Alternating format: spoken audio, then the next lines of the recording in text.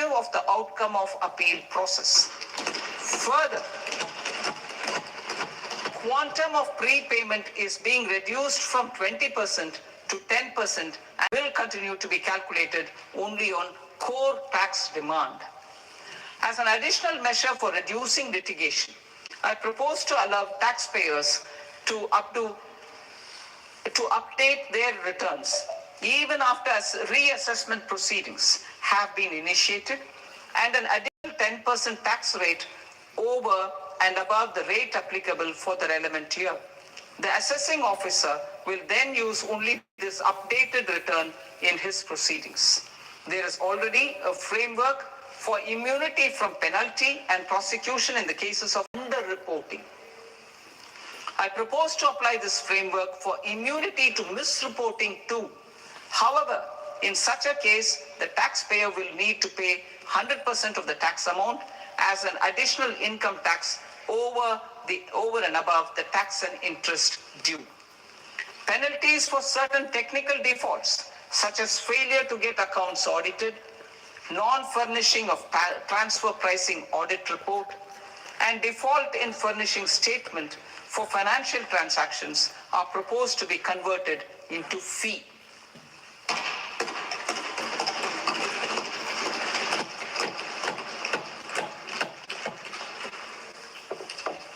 I propose to rationalize prosecution framework under Income Tax Act while maintaining a careful balance for deterrence in some serious offense. Non-production of books of account and documents and requirement of TDS payment where payment is made in kind are being decriminalized. Further, minor offenses will attract fine only. The remaining prosecutions will be graded commensurate with the quantum of offense. They will entail only simple imprisonment with maximum imprisonment reduced to 2 years and power to courts to convert even those into fines. There is no penalty. There is no penalty presently for non-disclosure of non-immovable foreign assets with aggregate value less than 20 lakh rupees. I propose to also provide them with immunity from prosecution with retrospective effect from 1/10/2024.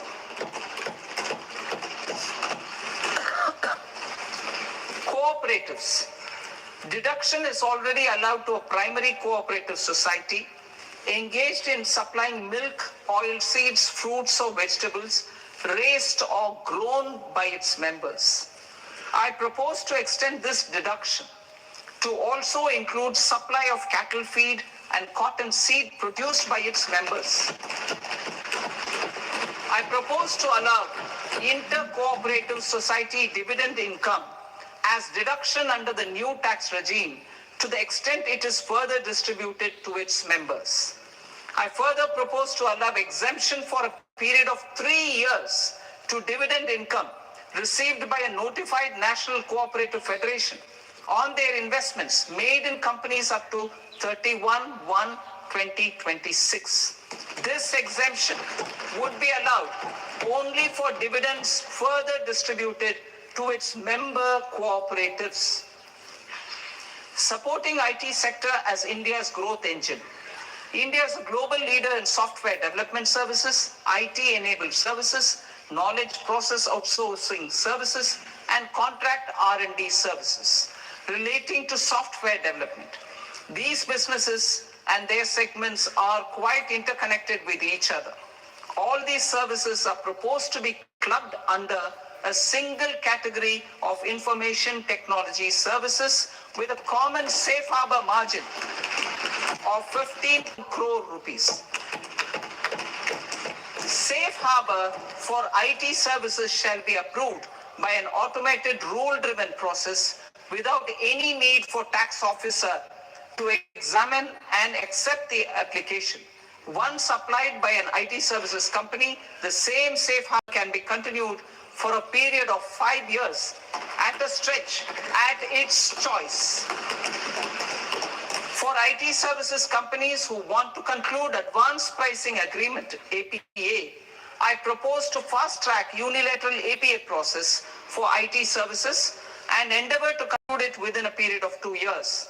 The period of 2 years can be extended by a further period of 6 months on taxpayers' request.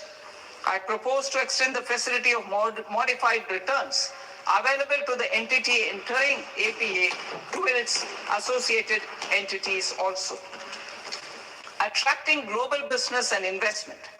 Recognizing the need to enable critical infrastructure and boost investment in data centers, I propose to provide tax holiday till 2047 to any foreign company that provides cloud services to customers globally by using data center services from India. It will, however, need to provide services to Indian customers through an Indian reseller entity. I also propose to provide a safe harbor of 15% on cost in case the company providing data center services from India is a related entity. To harness the efficiency of just-in-time logistics for electronic manufacturing, I propose to provide safe harbor to non-residents for component warehousing in a bonded warehouse at a profit margin of 2% of the invoice value.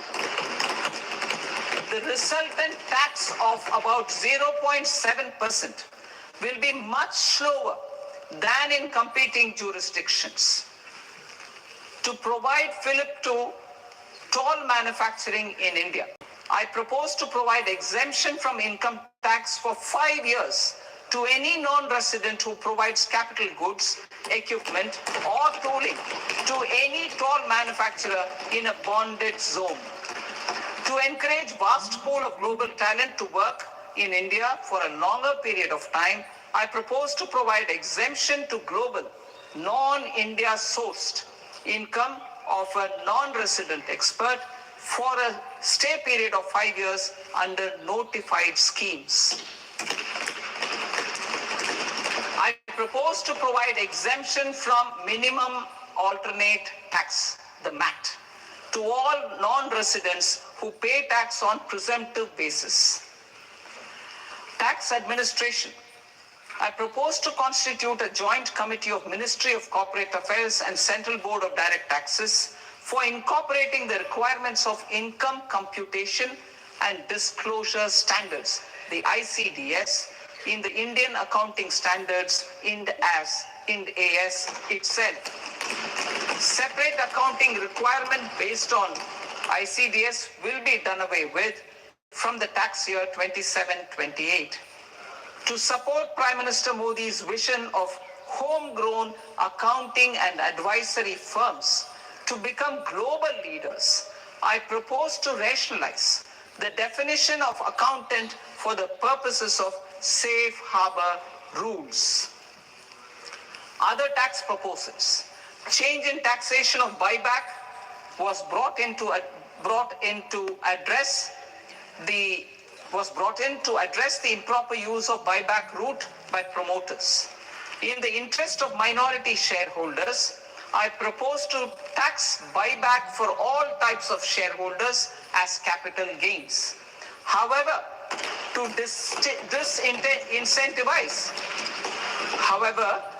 disincentivize misuse of tax arbitrage, promoters will pay an additional buyback tax.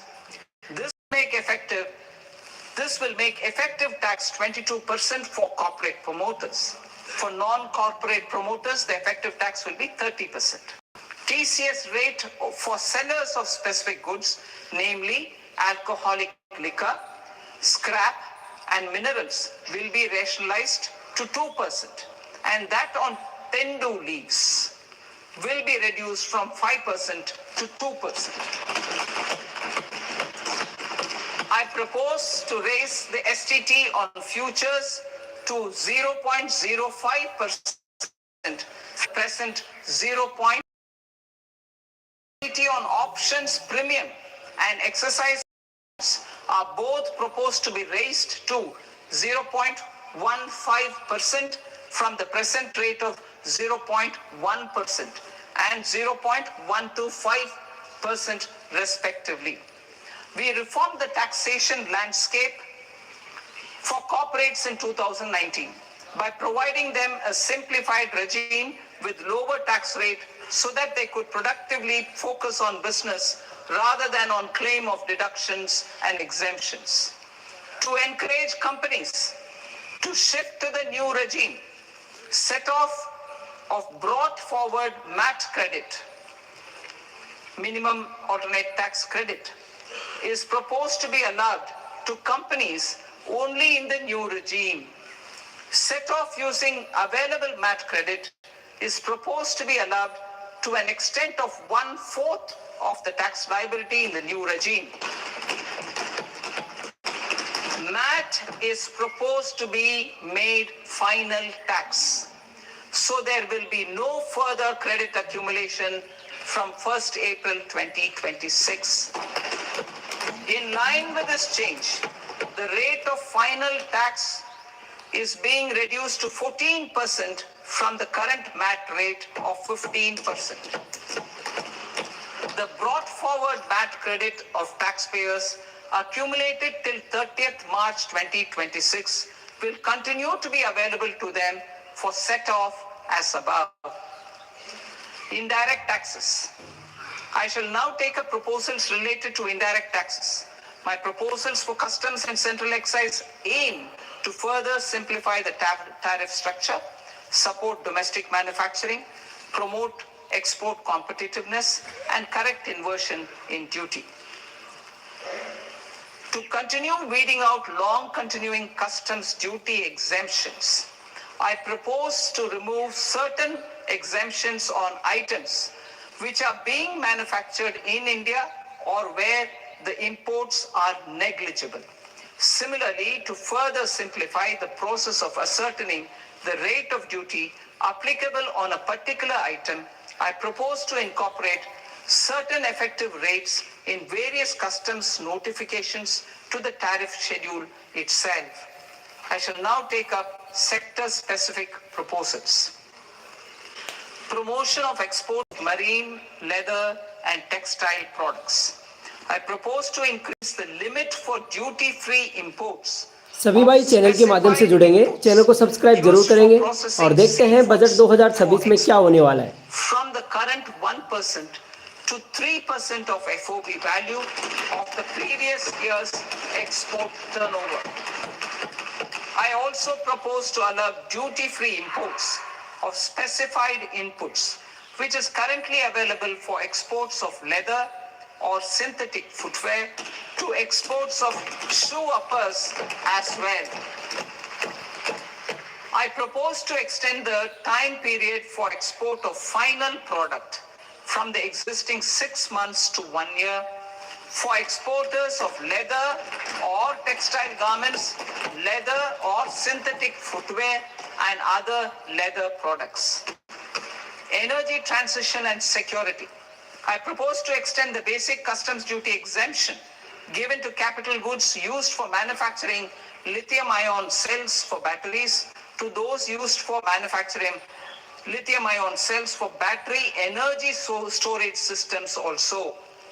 I propose to exempt basic customs duty on import of sodium antimonate for use in manufacture of solar glass. Nuclear power.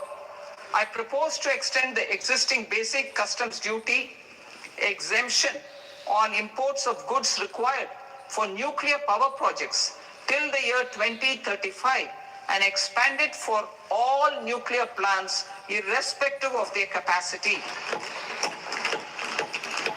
Critical minerals. It is proposed to provide basic customs duty exemption to the import of capital goods required for the processing of critical minerals in India. Biogas blended CNG. I propose to exclude the entire value of biogas while calculating the central excise duty payable on biogas blended CNG. Civil and defense aviation. I propose to exempt basic customs duty on components and parts required for the manufacture of civilian training and other aircrafts. It is proposed to exempt basic customs duty on raw materials imported for the manufacture of parts of aircraft to be used in maintenance, repair, or overall requirements by units in the defense sector. Electronics.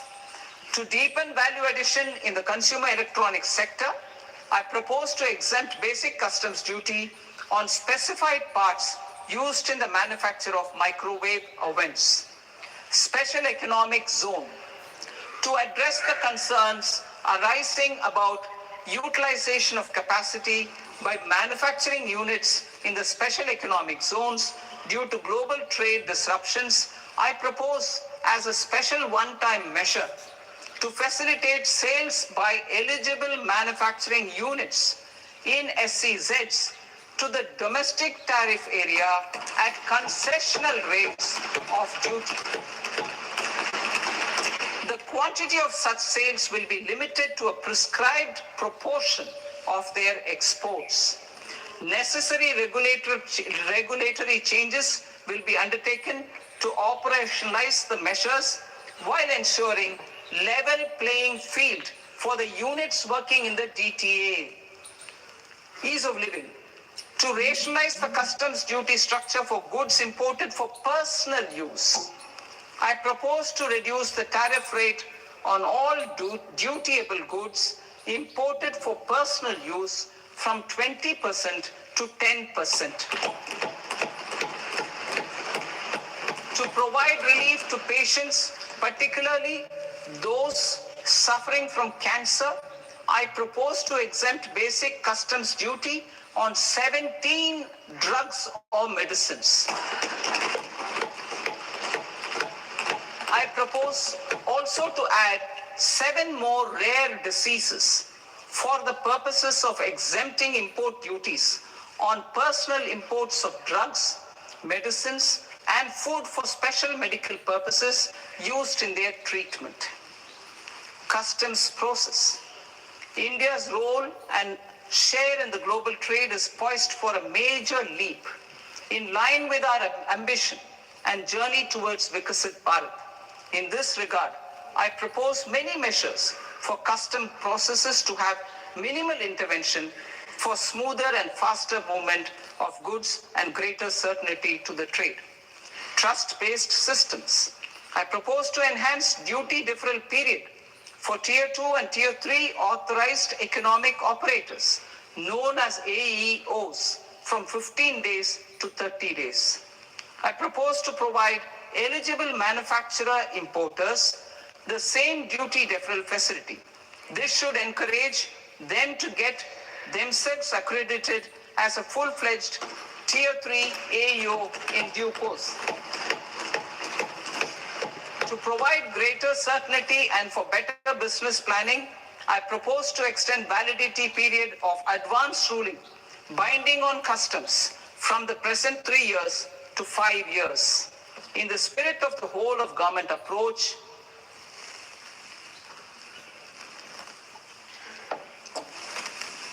government agencies will be encouraged to leverage AEO accreditation for preferential treatment in clearing their cargo.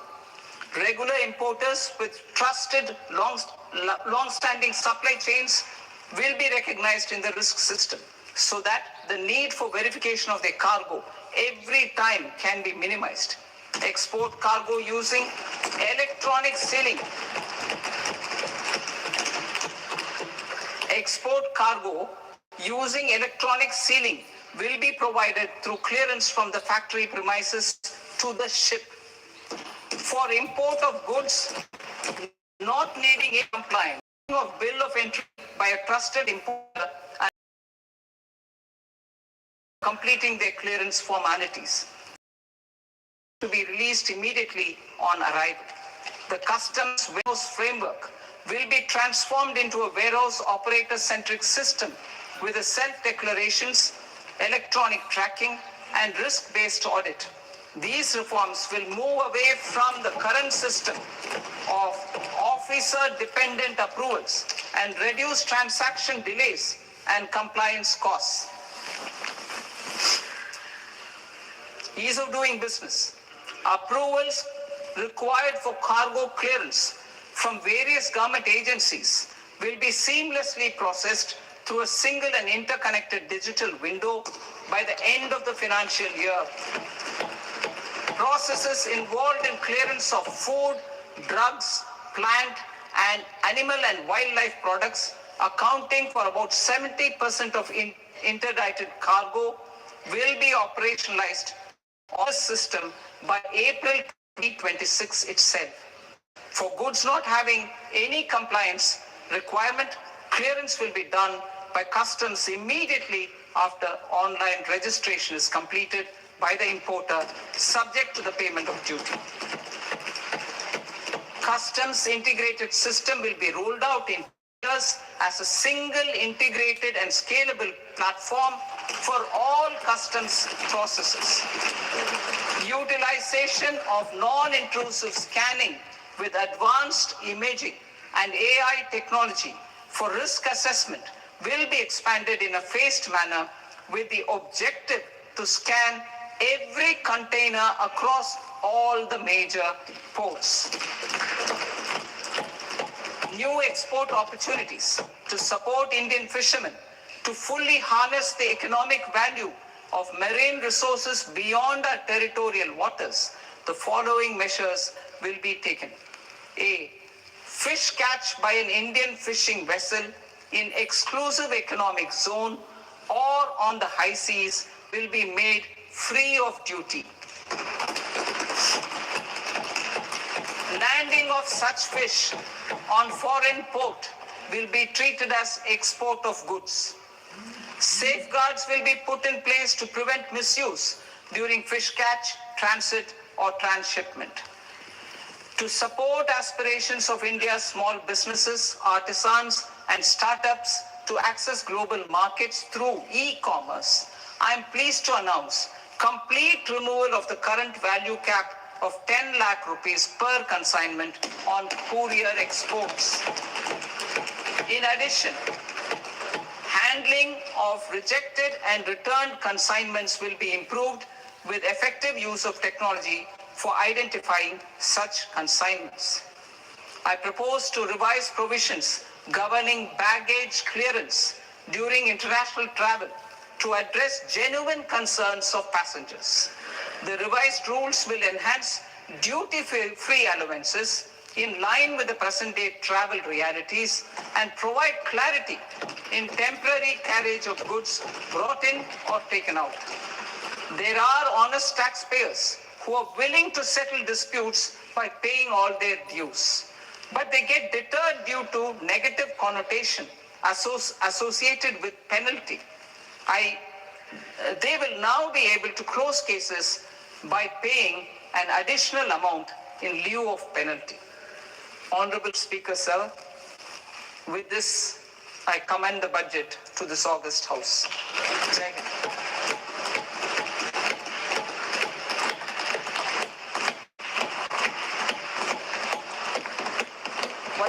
Hind. Item number 3 माननीय वित्त मंत्री जी।